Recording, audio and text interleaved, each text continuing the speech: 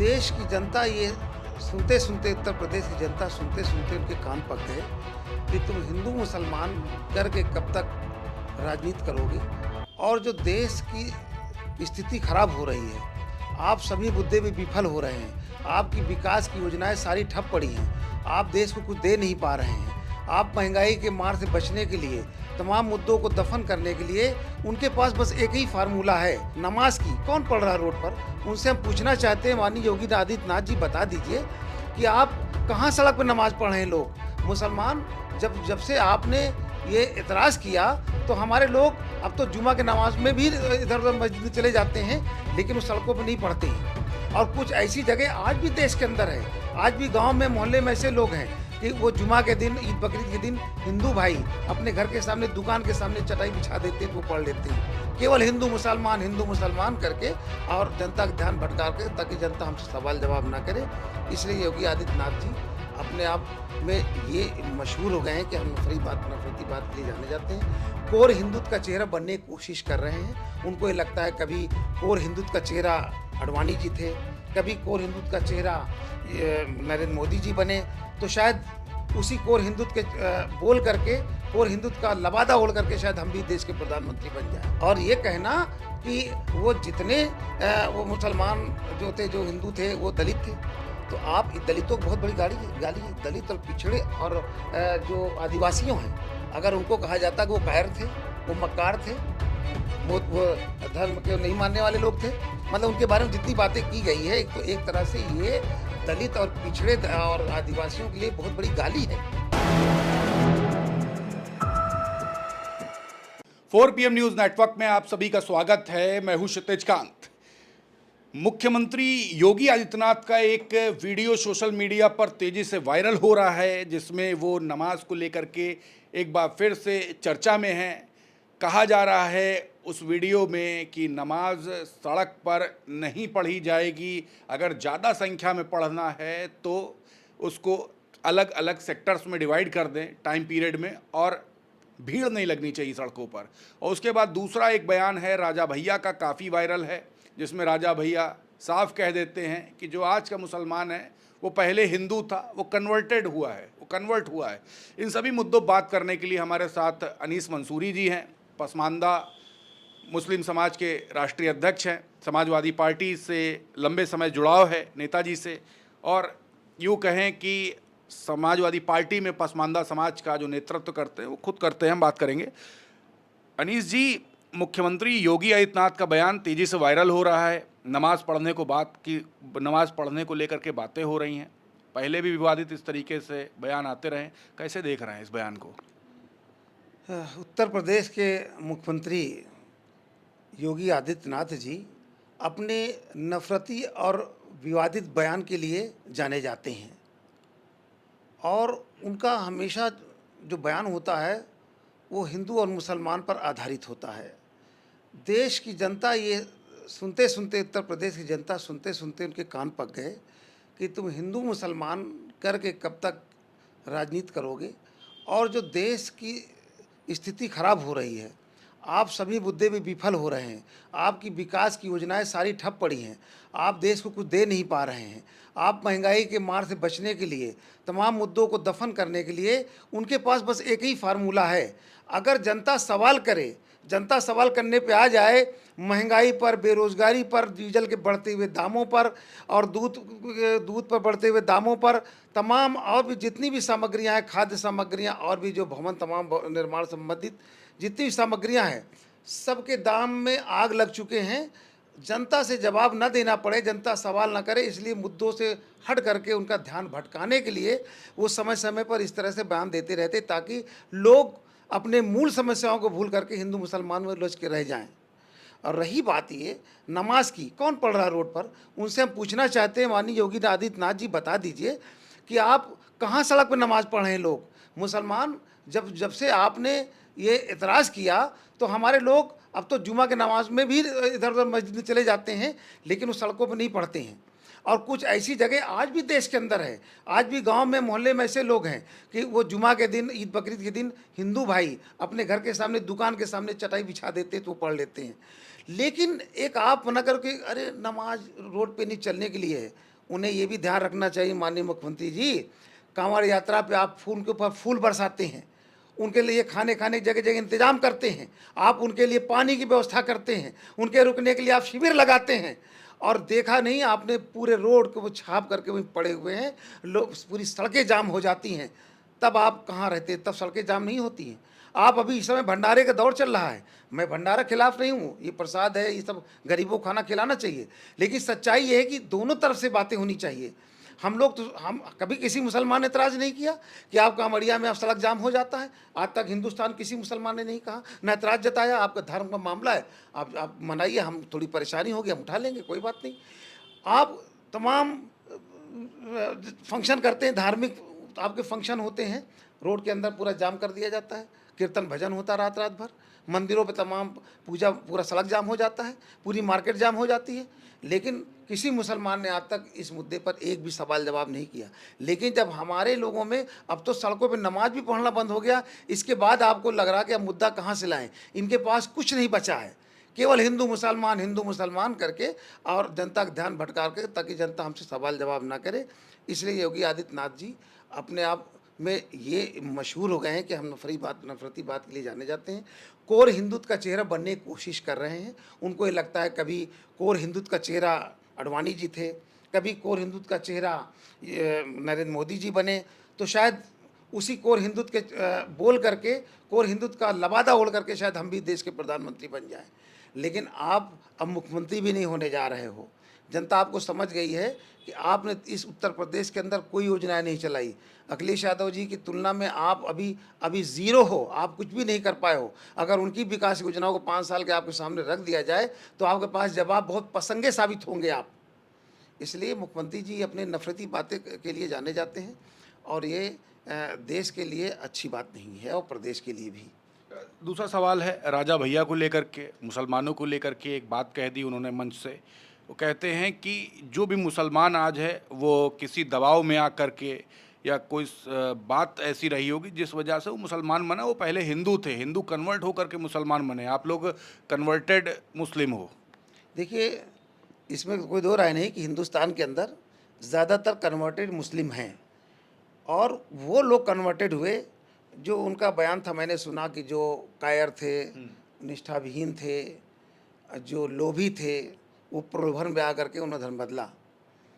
और जो बहुत अच्छे धार्मिक थे और बलिदानी थे, ऐसे लोगों ने देश के अंदर जो सनातन धर्म को अपनाया, और उन लोगों ने देश के लिए अच्छा काम किया। मतलब इन्होंने ये अच्छी बात कह दी कि जो देश का 85% जो हिंदू था, जो दलित पिछड़े थे, उन लोगों ने अपना धर्म परिवर्तन अधिकतर किया। वो क्यों किया? ये सामंतशाही राज के चलते, ये सामंतवादी सोच के लोग, जो मनवादी लोग थे, इन लोगों ने उस वक्त दलितों पर गंभीर अत्याचार कर रहे थे, भयंकर अत्याचार कर रहे थे। उनको मस्जिद में जाने का अधिकार, मंदिर में जाने का अधिकार नहीं था। उनके लिए नल में कुआं में पानी नहीं भर सकते थे। अनटचेबिलिटी, छुआछूत इस कदर से थी कि वो उनकी परछाई से नफरत करते थे। और उनके कमर में झाड़ू किसने बांधा? दलित और पिछड़े आदिवासियों के कमर में झाड़ू किसने बांधा? उनके पैर में घंटी किसने बांधा? और उनके गले में मटकी किसने लटकाई? ये जो आज सनातनी का जो बात कर रहे हैं कि हम सनातनी हैं, इन्हीं 85% बैकवर्ड का अत्याचार सबसे ज़्यादा अगर किया तो वो 15% के मनवादी सोच के लोगों ने किया। तो ये जो धर्म बदले, ये उनका कहना गलत है कि कोई प्रलोभन में। ये इन लोगों ने जब देखा, दलितों ने, कि हिंदू धर्म में, हम हिंदू हैं, हिंदू धर्म में ना मुझे मंदिर में जाने की इजाज़त है, हमारे साथ इस कदर से अत्याचार हो रहा है। उन्होंने देखा कि एक इस्लाम धर्म एक ऐसा धर्म है जहाँ पर इक्वलिटी है, वहाँ बराबरी का दर्जा मिलता है। एक मस्जिद में एक मुसल्ले पे सब खड़े होकर सब नमाज़ पढ़ लेते हैं। वहाँ एक शादी में सबके शामिल होते हैं, चाहे वो मुस्लिम धोबी हो, चाहे मुस्लिम मोची हो, चाहे मुस्लिम वो जमादार हो। ऐसे तमाम जो हिंदू में जातियाँ हैं, वो भी मुसलमानों में बैकवर्ड में तमाम जातियाँ थीं। वो सब एक एक तरफ से खड़े होकर के नमाज पढ़ लेते थे और एक एक गिलास पानी पी लेते थे। तो उनको ये मज़हब पसंद आया, तो उन लोगों ने इनके अत्याचार, ये सामंतियों के अत्याचार से आजिज़ होकर के, बदजन होकर के, तब उन्होंने इस्लाम धर्म कबूल किया था। और इस्लाम धर्म इसलिए कबूल किया था कि इस्लाम धर्म एक ऐसा धर्म है जहाँ पर बराबरी का दर्जा मिलता है। तो उनको आज हिंदुस्तान के अंदर उनको अपना धर्म परिवर्तन करने के लिए ये 15% सामंती सोच के लोगों ने उनको मजबूर किया था, तब वो मुसलमान हुए थे। और ये कहना कि वो जितने वो मुसलमान जो थे, जो हिंदू थे, वो दलित थे, तो आप दलितों को बहुत बड़ी गाली है। दलित और पिछड़े और जो आदिवासियों हैं, अगर उनको कहा जाता कि वो कायर थे, वो मक्कार थे, वो धर्म के नहीं मानने वाले लोग थे, मतलब उनके बारे में जितनी बातें की गई है, एक तो एक तरह से ये दलित और पिछड़े और आदिवासियों के लिए बहुत बड़ी गाली है। और कहा कि जो अधर्मी थे, सनातन की बात की जा रही है। हाँ, क्या वो सनातन यही 15% लोग हैं इस देश के अंदर?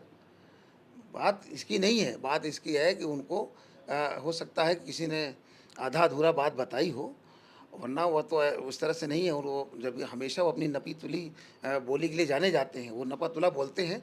लेकिन निश्चित तौर से मुझे विश्वास है, मैं गारंटी के साथ कह सकता हूँ कि इनको इस मसले पर बताने, हिंदू मुसलमानों जिसने बताया वो गलत तरीके से फीड करके बताया, और वो गलत है।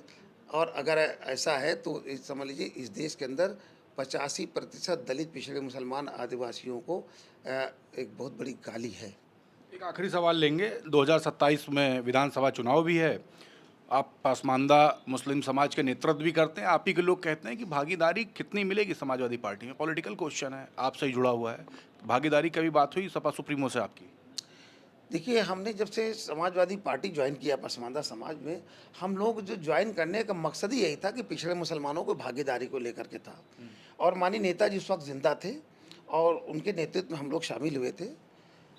तो उन्होंने ये हमारे मसौदे को उन्होंने पढ़ा था, पढ़ कर कहा था कि नहीं, इस देश के अंदर जिस तरीके से 85% वो हिंदुओं के साथ में अत्याचार हुआ, उसी तरह से मुसलमानों में भी अत्याचार हुआ है।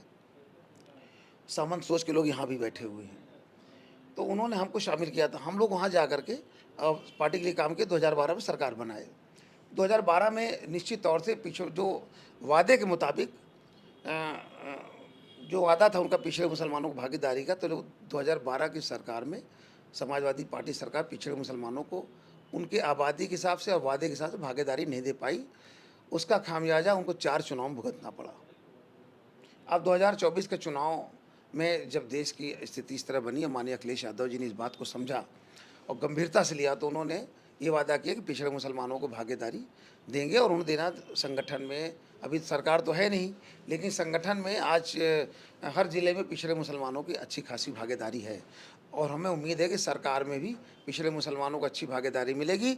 और टिकट के वितरण में भी जो 85% के मुसलमान पसमानदा तबके के हैं, उनको भी भागीदारी देने का काम करेंगे। जब पीडीए की बात हो रही है, तो उन्होंने अपने भाषण में एक बार कहा था कि पीछे पसमानदा भी होता है। और उन्होंने पसमानदा तबके के मुसलमानों से कई बार मिला कर के हम लोगों से एक मीटिंग भी की और आश्वासन भी दिया। इसलिए पूरा भरोसा है कि ये माननीय अखिलेश यादव जी अपने सरकार में संगठन में भागीदारी दे ही रहे, सरकार में निश्चित तौर से, और टिकट वितरण में पसमानदा मुस्लिम समाज के लोगों का ध्यान जरूर रखेंगे। कितनी सीटें चाह रहे हैं? देखिए, हम तो जो मुसलमानों को जो सीट दी जा रही है, अगर माननीय अखिलेश यादव जी मुसलमानों को मान लीजिए एक उदाहरण के तौर पर 100 सीट दे रहे हैं, तो 85% हम मुसलमानों की जो आबादी उसका 85% पसमानदा है। तो हमारे आबादी के हिसाब से टिकट की हम मांग कर रहे हैं और उम्मीद है कि इर्द गिर्द टिकट वो देंगे भी। सेंधमारी की बातें चल रही है। भारतीय जनता पार्टी लगातार लगी हुई है। 2024 का लोकसभा चुनाव था, सिर्फ 2% पसमानदा समाज का वोट भाजपा को गया था। 98% पे सेंधमारी की बातचीत चल रही है। कैसे हैंडल करेंगे? देखिए, इससे पहले चुनाव में निश्चित तौर से मैं आपकी बात से सहमत हूँ कि कुछ प्रतिशत वोट बीजेपी को गया पसमानदा का। उसके बाद जब 2 जुलाई 2022 को माननीय प्रधानमंत्री जी ने अपने कार्यकारिणी की बैठक में पसमानदा मुसलमान समाज के लिए बड़ी चिंता जताई कि बड़ा पिछड़ा है, गरीब है, वंचित है। तो लोगों को लगा कि ठीक है, लेकिन उसके बाद वो केवल बोलते ही रहे। वो केवल ध्रुवीकरण चाहते थे कि हम बोल करके पसमानदा मुसलमान के पढ़ा लिखा नहीं है, इसको बोल करके बेवकूफ़ बना के इसका वोट ले लेंगे। लेकिन वो समझ गया। हम लोगों ने ये कहा कि आप पहले करके दिखाइए, विश्वास जीतिए, आप वादा जुमलेबाजी करते हैं, वादा खिलाफी करते हैं। जो आपने देश के तमाम जनता से वादा किया कि इतना बैंक वाटर पैसा आएगा, ये वो 2 करोड़ नौकरियां मिलेगी, एक भी कर नहीं पाए, तो पसमानदा का वादा कैसे आप पूरा कर पाओगे? तो हम लोगों उन पर विश्वास नहीं था, लेकिन बहुत लोगों ने विश्वास भी किया। लेकिन जब देखा कि ये धीरे 2 साल का वक्फा गुजर गए, कुछ नहीं किए, बोलते ही रहे, हर मीटिंग में पसमानदा पे घड़ियालू आंसू बहाए, कुछ नहीं हुआ। आखिर में 2024 के चुनाव में पसमानदा मुसलमान, एक भी मुसलमान, भारतीय जनता पार्टी ने, हम लोगों ने उनको जाकर समझाने में कामयाबी हासिल की कि ये बेवकूफ़ बना रहे, इनके बहकावे में मत आइएगा, और ये कुछ करने वाले नहीं, 2 साल बोल रहे, कर कुछ नहीं रहे। तो 2022 में पूरा पसमानदा 100% समर्पित रहा समाजवादी पार्टी के लिए। 27 में क्या करेगा? 27 में समाजवादी पार्टी की सरकार बन रही। माननीय अखिलेश यादव जी का जो लोकप्रियता इस वक्त बढ़ी है उत्तर प्रदेश के अंदर, जो यहाँ पर बैकवर्ड दलित जो सताए गए हैं, सताए जा रहे हैं, यहाँ की बेरोजगारी, यहाँ की महंगाई, महिलाओं का अपमान, आए दिन मर्डर, बच्चियों की आबरू लूटी जा रही है, हाँ, सब तमाम जो अत्याचार हो रहा है, जो योगी जी कहते हैं जीरो टॉलरेंस की बात कर रहे हैं, आप अखबार उठा के देख लीजिए। झूठ बोलने में प्रधानमंत्री और मुख्यमंत्री जी दोनों बड़े माहिर हैं। ये देश में क्या हो रहा है उससे मतलब नहीं, इनको जो बोलना वो बोलेंगे। जनता गुमराह करने की, जनता अंधी देख नहीं रही, सब देख रही, सबका जवाब 2027 में विधानसभा चुनाव में देगी। और अब दलित और पिछड़े वापस इनके बहकावे में आने वाले नहीं, वो ट्रैक पे वापस 24 में ही आ चुके हैं। जो लोग बचे थे वो 22 में आ जाएंगे, और सब पिछड़े, दलित और बैकवर्ड मिल करके निश्चित तौर से माननीय अखिलेश यादव जी को अपना नेता माने हैं, और उनको उसको उत्तर प्रदेश का मुख्यमंत्री बनाएंगे। और माननीय अखिलेश यादव जी की लोकप्रियता ये नहीं कि दलित, पिछड़े, बैकवर्ड में ही है और आदिवासियों में है। आज जो अपर कास्ट का सेक्शन है उसमें भी बहुत सारे लोग जो माननीय अखिलेश यादव जी के नीतियों से काफ़ी वशीभूत हैं और उनको मानते हैं, उनकी आस्था निष्ठा उनकी में आस्था निष्ठा दोनों व्यक्त करते हैं। ऐसे लोग भी इस देश को बचाने के लिए, प्रदेश को बचाने के लिए भारतीय जनता पार्टी गलत बयानी से नाखुश होकर के माननीय अखिलेश यादव जी को पसंद करते हैं।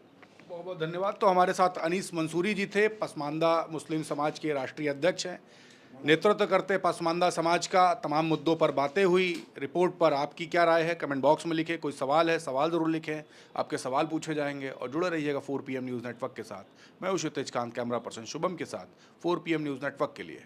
धन्यवाद।